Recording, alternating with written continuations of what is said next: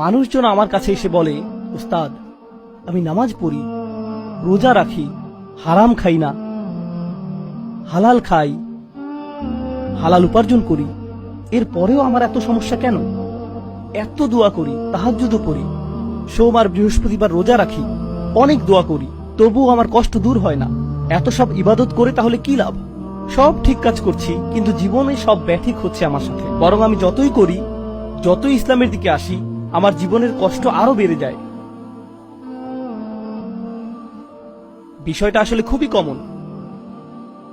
একজন তো আমাকে উল্টো বলেছিল, জানেন, আমি ইসলাম যত কম মানি আমার জীবন ততই সহজ হয়।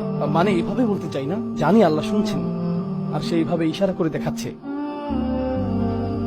আমি তো ভাবছি এমনটা করে কি লাভ, ওই কোনায় যে কথা বলি যেন ফেরেশতারা বলবে, আরে আরে ওরা তো ওই কোনায় চলে গেল, হায় হায় এখন লিখবো কিভাবে।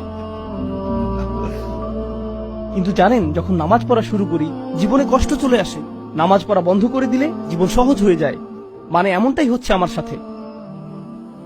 আমি তাকে বললাম, আপনাকে কে বলেছে যে আল্লাহকে মানলে জীবন সহজ হয়ে যাবে?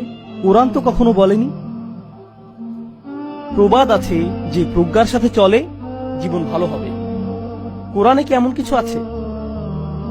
কোরআন কি কখনো আপনাকে ওয়াদা করেছে যে নেক জীবন যাপন করলে, সৎভাবে চললে, আল্লাহর আদেশ নিষেধ মেনে চললে জীবনে অনেক ধন সম্পদ হবে, অনেক আনন্দ খুশি আসবে?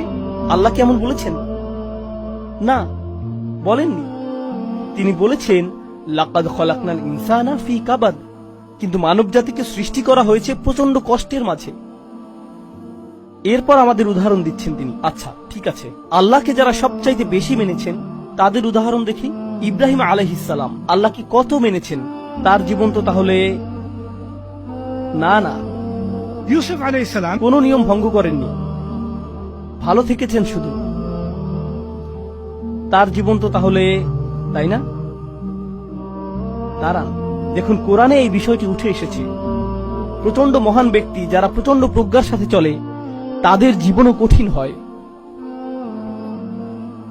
তখন সেই লোকটি, যেই লোকটি নেটওয়ার্কের বাইরে জায়গা খুঁজছিল, তাকে যখন বোঝালাম তখন সে বলল, তাহলে কি লাভ?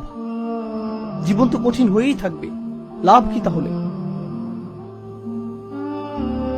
তখন বললাম, হ্যাঁ এখনই তো আপনি আসল প্রশ্নটি করেছেন, লাভ কি তাহলে? আল্লাহ আমাকে এই দুনিয়াতে আরামায়েশ করতে পাঠাননি, আল্লাহ আমাকে পাঠিয়েছেন পরীক্ষায় পাশ করতে। এজন্যই তিনি আমাকে দুনিয়ায় পাঠিয়েছেন। কিছু মানুষ আছে যাদের এটা বোঝার মতো প্রজ্ঞা আছে, আবার অনেক মানুষ আছে যারা এটা বুঝতেই চায় না। তারা শুধু কি চায়? সহজ জীবন। আর যারা এই সহজ জীবনের পেছনে ছুটছে তারা প্রজ্ঞার পথকে অস্বীকার করছে। আল্লাহ কি সহজতা দেবেন? অবশ্যই। কিভাবে তিনি এটা দেবেন, কখন দেবেন, এটার সময় তিনি আগে ভাগে আপনাকে ইমেল করে পাঠাবেন না। আপনার ফোনে আপনি কোনো নোটিফিকেশনও পাবেন না যে ভালো দিন আসছে 3 দিনের মধ্যেই। তিনি এমন করেন না।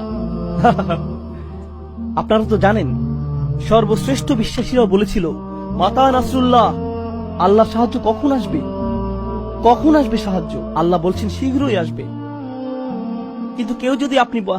কিন্তু কাউকে যদি আপনি বলেন শীঘ্রই আসছে, সে বলে কত শীঘ্রই, কোন মাসে, কতকাল পর, মাস, বছর, একটু কি বলবেন না?